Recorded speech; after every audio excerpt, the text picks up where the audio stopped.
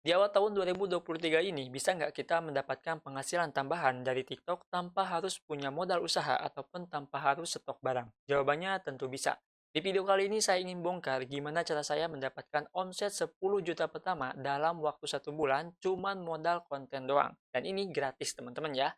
Nah, buat yang penasaran seperti apa step by stepnya, gimana polanya, dan bagaimana triknya, simak aja video ini sampai selesai. Jadi, tanpa banyak basa-basi di awal, kita langsung saja praktek ke videonya. Nah, kita udah masuk ke bagian data, pendapatan TikTok, teman-teman, ya. Di sini, pendapatannya masih nol, saya belum filter. Sebelum saya bahas, saya ingin disclaimer dulu biar nggak dikira gimmick. Oke, jadi cara saya ini 100% hasil otodidak pribadi, jadi nggak ikutan kelas ataupun yang lainnya, dan saya menirukan dari beberapa cara yang sudah saya praktekkan. Contohnya, praktek tentang gimana caranya bikin konten ataupun riset konten yang sudah saya upload di channel saya. Nah, buat teman-teman yang suka nonton step by step gimana cara saya bikin konten tentang TikTok yang sudah saya upload di channel saya, mungkin udah tahu tuh gimana cara-caranya ya. Jadi silahkan diikuti. Dan saya juga mengikuti ke sana teman-teman ya. Dan selain itu juga, untuk bisa mendapatkan omset tersebut, itu banyak sekali rintangan yang harus saya hadapi. Mulai dari masalah konten, masalah dari klaim hak cipta, dan masih banyak lagi. Jadi di sini mungkin teman-teman harus paham apa yang disebut dengan konsisten dan konsekuensi. Oke? Nah, kita akan langsung saja mulai bahas. Kita akan lihat datanya, teman-teman. Benar nggak sih dapat 10 juta dalam waktu 1 bulan? Oke, di sini saya akan pergi ke bagian bulan, dan kita akan pilih yang Desember. Di bulan Desember ya, saya mendapatkan penghasilannya. Kita akan klik selesai, dan bisa teman-teman lihat di sini, itu saya mendapatkan omset sekitaran 13 juta. Ingat ya, ini omset. Omset ini adalah milik penjual. Jadi teman-teman itu jangan kekecoh. Waduh, itu enak banget ya dapat 13 juta dalam 1 bulan. Ini cuma omset buat penjual, teman-teman ya, bukan buat saya pribadi gitu kan. Nah, rata-ratanya penghasilan ini itu sumbernya dari video, bukan live. Soalnya saya belum pernah coba live, teman-teman ya. Kan belum punya sampel produk. Jadi ya wajar, teman-teman ya. Nah, untuk produknya saya menjual produk olahraga, semacam jas olahraga dan yang lainnya. Jadi bisa teman-teman lihat di bagian bawah di sini ya. Ini yang paling laku banget itu jersey Argentina. Ya, mungkin teman-teman tahu di bulan sebelumnya, pada bulan Desember itu lagi ramai tentang Piala Dunia. Jadi saya mengikuti tren yang lagi ramai. Alhasil dapat pendapatan segini dalam waktu 1 bulan. Nah, selanjutnya, seperti apa dang konten yang saya buat? Oke, yang saya buat itu seperti ini untuk kontennya, teman-teman ya. Nah, untuk konten yang saya buat itu seperti ini, bisa teman-teman lihat, ada beberapa video yang FYP, mungkin hampir semuanya FYP sih menurut saya pribadi ya. Untuk bisa mendapatkan hasil segini itu menurut saya lumayan, ya, daripada kita bikin video terus dihapus lagi, upload lagi, hapus lagi, upload lagi, itu rugi teman-teman ya. Mending bikin video aja terus upload aja sebanyak-banyaknya teman-teman ya. Dan harus dioptimalkan juga, jangan cuma upload aja. Nah, ini untuk konten-kontennya bisa teman-teman lihat ya. Jadi untuk dari mulai thumbnail-nya saya samakan, terus produknya juga saya samakan, terus dari highlight-nya ataupun, apa namanya, highlight itu yang bagian ini ya, yang bagian thumbnail, yang bagian depan tuh yang ada tulisan promo jasa Kroasia cuma 100.000.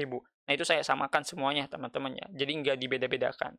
Nah, ada satu video yang mungkin ini saya nggak tahu ya kenapa ini view-nya itu nggak naik, cuman 37 doang. Saya nggak tahu ya, apa karena permasalahan audio ataupun karena permasalahan kameranya. Terus yang menjadi pertanyaannya, 13 juta itu dapat profit berapa sih, Dang? Oke, kita lihat teman-teman ya. Kita akan lihat berapa sih profit dari 13 juta itu di TikTok ya. Nah, kita akan pergi ke bagian komisi, di bagian pesanan afiliasi, terus di sini kita akan coba lihat di bagian ini ya. Nah, ini untuk total seluruhan teman-teman ya. Ini saya akan filter dulu di bagian Desember deh, biar lebih enak lihatnya. Ya, oke, ini kita bulan Desember, kita filter. Nah, total keseluruhannya itu saya mendapatkan profit sekitaran 750.000. Ya, ini profit. Ini profit yang saya dapat yang masuk ke rekening saya itu segini. Jadi bukan 10 juta ataupun bukan 5 juta. Enggak, profitnya itu cuma segini, teman-teman ya yang dapat. Ini transparan aja ya, biar teman-teman itu tahu gitu kan, main di TikTok affiliate itu kayak gimana. Untuk hasilnya menurut saya lumayan, karena saya itu nggak stok barang, nggak minta sampel juga, cuman main konten doang. Alhasil bisa mendapatkan profit seperti ini. Nah, dari sini mungkin teman-teman udah cukup pembuktiannya ya.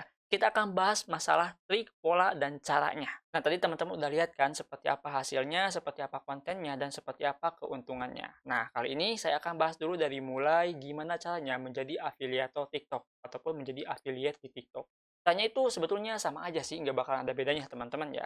Karena video ini saya buatnya itu khusus buat teman-teman yang baru mulai terjun, jadi ya mungkin nggak salah kalau misalkan video ini saya bahas ulang. Sebetulnya udah banyak sekali yang ngebahas tentang gimana caranya daftar affiliate di TikTok. Ini secara singkatnya saya bahas ya. Yang pertama teman-teman daftar dulu TikTok ya, akun TikToknya di apa namanya di handphone ataupun di aplikasi. Setelah itu teman-teman buat username, bebas buat username-nya, mau pakai username toko ataupun buat username nama sendiri itu nggak jadi masalah. Setelah itu teman-teman tautkan ke akun pemasaran yang ada di TikTok Shop Seller Center. Ini persyaratan buat teman-teman yang belum punya followers 1000. Jadi ada dua cara untuk bisa menjadi afiliator TikTok. Yang pertama, teman-teman kalau misalkan akunnya udah 1000 follower, itu udah bisa mengaktifkan tombol keranjang. Tapi kalau misalkan masih 0 follower, teman-teman itu hanya bisa menautkan ke akun pemasaran yang ada di TikTok Shop. Nah, untuk cara yang kedua, ini mungkin agak sedikit ribet ya, yang dimana teman-teman itu harus punya dua akun. Yang pertama akun TikToknya, dan yang keduanya itu akun pemasaran. Nah, untuk bisa akses akun pemasaran, harus buat dulu akun jual di TikTok Shop Seller Center. Sudah saya bahas di video sebelumnya, mungkin teman-teman bisa cek dulu. Kalau misalkan udah semuanya, teman-teman di sini tinggal atur rekening saja. Kalau misalkan udah atur rekening, udah tinggal cari produk yang ingin dipromosikan. Seperti itu teman-teman ya. Simple sih kalau misalkan gimana caranya menjadi afiliator di TikTok. Nah, kalau misalkan ngomongin masalah cara upload itu mungkin sama aja ya. Yang dimana kita tinggal cari aja produknya, terus kita tinggal tambahkan produknya di showcase ataupun di tombol keranjang kuning. Setelah itu teman-teman tinggal bikin video, bebas videonya. Yang penting jangan sampai melanggar pedoman komunitas. Nah, yang menjadi pertanyaan, setelah itu kita ngapain aja? Yang di sini teman-teman itu membutuhkan pola. Pola seperti apa sih yang cocok untuk affiliate pemula? Biasanya teman-teman itu bingung kan? Kita udah pilih produk, bikin kontennya kayak gimana ya? Nah, sebelum teman-teman pergi ke sana, di sini ada beberapa hal yang ingin saya sampaikan dan perlu teman-teman ketahui juga. Dan ini khusus banget buat yang belum tahu sama sekali. Yang udah tahu mungkin bisa dikoreksi ya.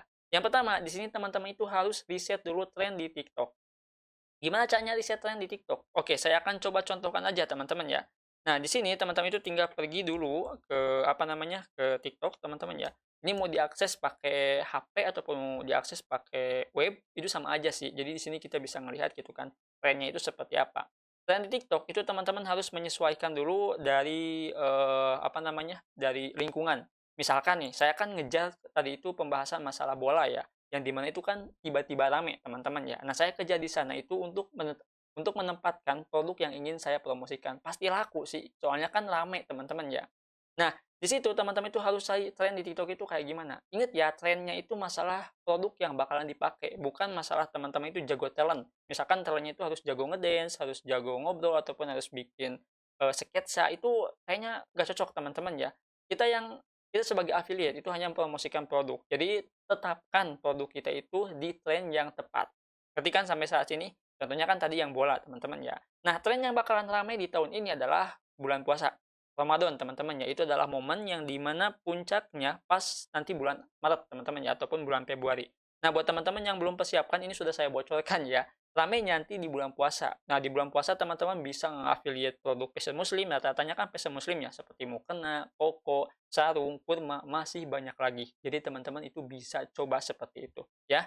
Nah, kalau misalkan udah riset tren, ya udah cari tren di TikTok, selanjutnya di sini teman-teman itu tentukan kategori produk. Kategori produk ini adalah kategori produk yang ingin teman-teman jual. Nah, kalau misalkan teman-teman udah join affiliate, pernah bingung nggak mikirnya itu kayak gini? Udah bikin affiliate, selanjutnya kita tambah produk apa ya? Pernah nggak kayak gitu? Kalau misalkan pernah kayak gitu, berarti teman-teman itu belum bisa menentukan kategori produk. Untuk menentukan kategori produk, sesuaikan dengan passion teman-teman. Maksudnya kayak gini, kalau misalkan teman-teman itu nggak bisa ngebahas ataupun nggak bisa nge-review produk wanita, sedangkan teman-teman itu cowok ya, jangan dipaksakan. Nantinya bakalan bingung untuk bikin promosinya. Fokus aja di satu passion yang menurut teman-teman itu dikuasai. Misalkan saya ya, saya itu suka bola dan saya juga sering futsal. Nah, di situ cocok banget kalau misalkan hobi tersebut dijadikan sebuah ladang cuan, teman-teman ya. Nah, baru di situ saya fokus di satu kategori produk yang dimana kategori produknya adalah olahraga. Untuk kategori produk olahraga itu banyak. Ada basket, ada voli, ada bola, ada bulu tangkis, dan masih banyak lagi. Jadi, untuk satu kategori ini bisa teman-teman gunakan sebanyak mungkin bikin kontennya. Nah, kalau misalkan udah mendapatkan satu kategori yang tepat, baru di sini kita riset konten. Kita lihat dulu nih, kategori yang sudah kita pilih ini kontennya kayak gimana sih? Apakah kebanyakan itu konten review ataupun semacam konten yang sketsa gitu kan? Maksud sketsa itu kayak semacam film pendek ya, yang dimana di ujung-ujungnya itu mempromosikan produk. Awalnya itu kayak semacam drama, terus di akhirnya itu promosi produk. Nah, kayak gitu ya contohnya. Nah, kalau misalkan udah menemukan konten dan kontennya menurut teman-teman ini bisa dilakukan dan bisa dipromosikan produknya, silahkan dibuat.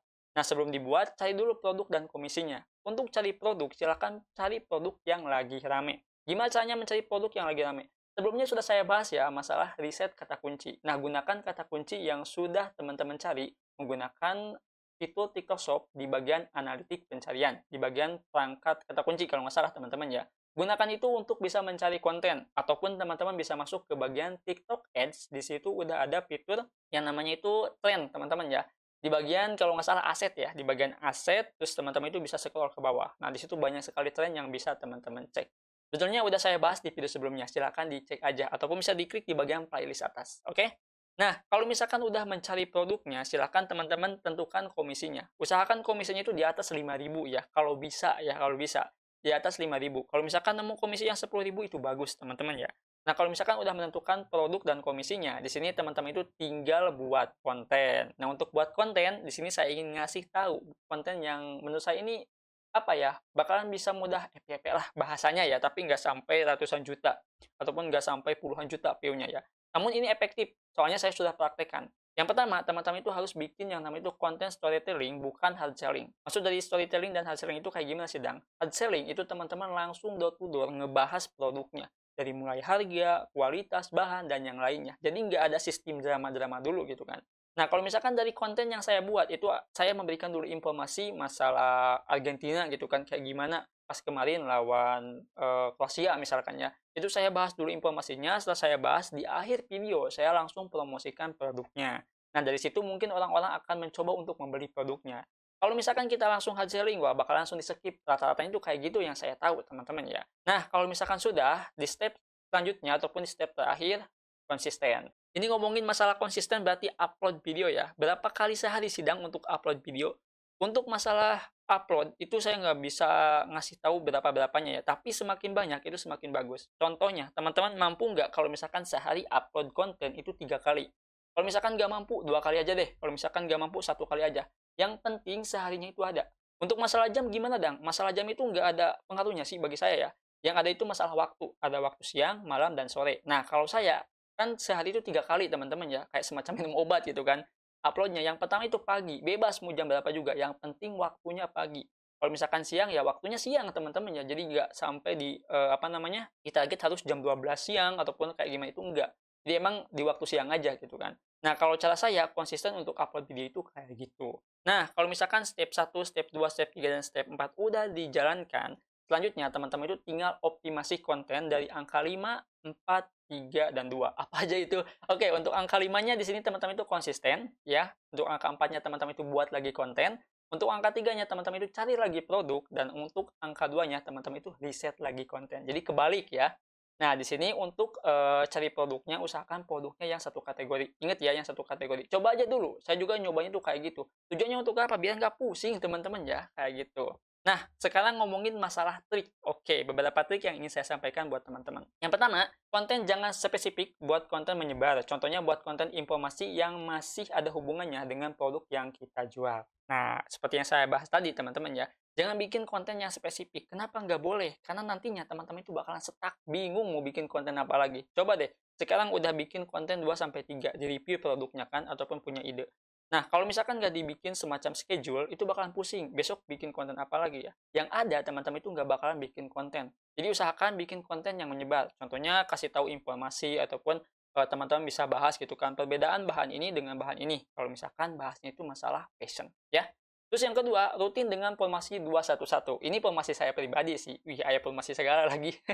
Nah, untuk formasi ini, 2 konten informasi, 1 konten informasi bersifat soft selling, dan 1 konten informasi full jualan. Coba teman-teman cek di akun TikTok yang sudah saya review tadi ya. Jadi di sini untuk 2 konten informasi, saya bikin 2 konten informasi masalah bola. Masalah bola itu luas, teman-teman ya. Ada sejarahnya gitu kan. Ada apa namanya, gol terbaik. Pokoknya banyak masalah bola. Itu kayak semacam limit lah.